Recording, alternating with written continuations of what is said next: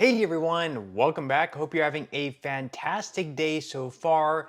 So next week there's going to be a very important day, which is going to give us some important details on what the next increase is going to be for all Social Security beneficiaries, whether you're a retiree, whether you receive SSI, or whether you receive SSDI. So we will be covering that. But before we go ahead and dive into the main content of today's video, if you would like to receive up to $200 in free stock or $200 in free cash, in a pinned comment below, I will be leaving a link to Robinhood. All you have to do is once you click on that link is just sign up for a free account and then simply link your bank account. You do not even have to make an opening deposit. At that point in time, Robinhood will be sending you one free stock worth all the way up to $200. And if you'd rather just have the cash, all you have to do is once you receive the free stock is just sell it for what it's worth and then transfer the cash value right back to your bank account. Okay, before we dive into the main story of today's video about the next Social Security increase and which day next week is going to give us a lot of very important details of how much we can expect to receive in this increase. First off, we are going to be going over a letter that has been circulating through emails, through like attachments and things like that. It's the latest scam. This is something that happens every single day, unfortunately. And unfortunately, a lot of people actually fall for this.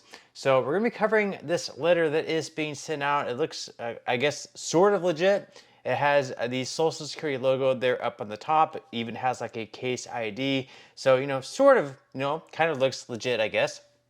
And in the letter they say, we regret to inform you that your Social Security number has been temporarily suspended due to the detection of suspicious and unlawful activities uncovered in our investigation. We implore you to concentrate on the provided case ID, which is 763-590-9642. Of course, this really isn't all that important. To facilitate efficient assistance from our investigation team, please state the provided case ID. And if you have any questions or concerns regarding the case, please contact our officer, and they list a number there, which of course you shouldn't call, and it has been blurred out so you won't be able to. And then they say that we emphasize the need for your full cooperation, and we extend our sincere gratitude for your assistance. But of course, if you go up at the top, you'll see that it's not actually from an official Social Security email, but unfortunately, a lot of people will fall for this. People fall for this every single day, and they give out critical information, their bank account information, credit card numbers, other things that people can use to basically, steal money out of your bank account or other things like that. So definitely be on the lookout from emails or anything like that. The Social Security Administration will not reach out to you except via like letters in the mail. And then of course, if you do receive a letter in the mail, and they're asking for information that you deem to be, kind of fishy, you can always call the official Social Security number, which you can find on their website, and ask if they actually sent this letter to you, and they should be able to verify whether or not it is legitimate. Now, as far as the day next week, which is going to have a great importance of what the next increase is going to be looking like, well, that day next week is going to be September 11th. So you can see they're up on the screen. This is going to be the schedule of releases for the Consumer Price Index. So next week on September 11th, the Bureau of Labor Statistics is going to be putting out all these different numbers, basically numbers that track inflation month over month. So next week on September 11th, that data is going to be the inflation data for the month of August. It's always 1 month in behind. So in September, they release the data for August. In October, they release the data for September, and so on and so forth. So basically, how the increases work every single year for Social Security, this is something that's guaranteed as long as some sort of inflation takes place. There is going to be some sort of COLA. It does not need to be passed through Congress. It does not need to be approved by the president at the time. It is guaranteed as long as there is some type of inflation taking place based on their metric, which is the CPIW, there is going to be an automatic increase taking place. This is something that happens nearly every single year. So basically, this is how it's figured. So they will take the inflation data, which once again, they use a metric called the CPIW, which is the Consumer Price Index for urban wage earners and clerical workers.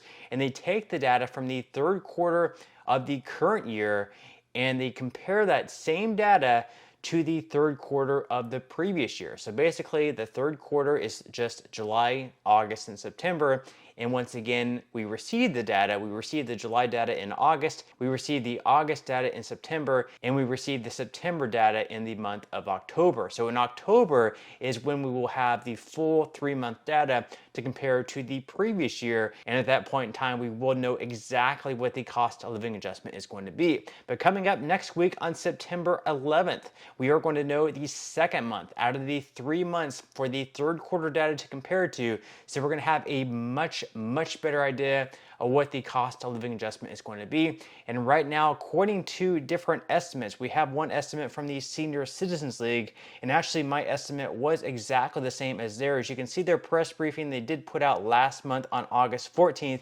They said that our model points to a substantially lower cost of living adjustment for next year after the implementation of the 3.2% COLA in 2024. They said the 2025 COLA prediction is about 2.57%, which would be rounded up to 2.6%.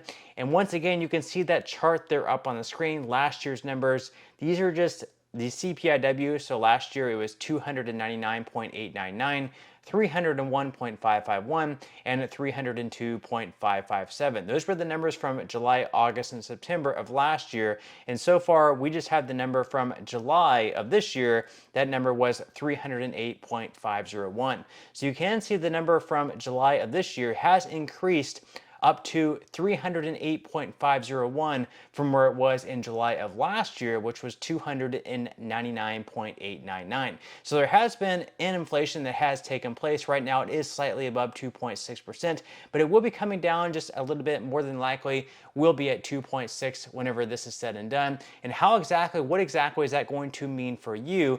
Well, it depends what you currently receive from your benefits. So we can kind of look at what the averages currently are and what the maxes are for like SSI individuals and SSI couples. You can see up there on the screen right now in 2024, the average benefit for retired workers is right around $1,907 per month, with a 2.6% increase that would boost their benefits up $50 per month up to $1,957 per month. And then as far as retired couples go filing jointly this year, they are receiving right around $3,303 per month with a 2.6% adjustment. They would see an $86 increase. Survivor benefits would also be receiving an increase of $40 up to $1,549.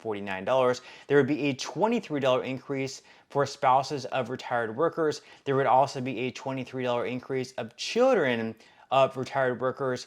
Then as far as individuals receiving SSI benefits, there would be a $25 increase. This would be the max up to then $968. And then as far as couples on SSI go, they'd be receiving an increase of right around $37 up to $1,452 from where they're currently receiving the max, which is $1,415. Now, another thing that we will have to keep an eye out for is what the Medicare Part B premium increases by, because if this increases more than the COLA, then obviously a lot of the COLA is going to be, not as strong as what it should be. So for example, if the Medicare Part B premium goes up by $10, and your cost of living adjustment goes up by $20, well, you're not actually receiving 20 more because you have to pay 10 more in addition from your Medicare Part B premium. You can see up there on the screen right now, we do sort of have a prediction of what the Medicare Part B premium is going to be increasing by, and it says that it will reach nearly $300 a month by 2033.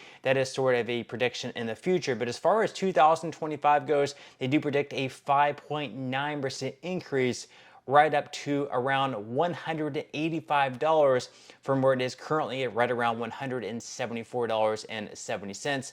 So obviously it's looking like it's going to increase substantially. So for those who aren't receiving as high of an increase for 2025, even more that is going to be cut down from that increase with the Medicare Part B premium. But with that said, would you be happy with a 2.6% increase next year? Would you be unsatisfied, or do you think that's just about right for you? Leave your thoughts and comments below. But that's all we have for today's video. I certainly hope you enjoyed and found value out of it. If you did, again, I would greatly appreciate if you could give this video a like. Consider subscribing to my channel if you have not already, and I will see you in the next video.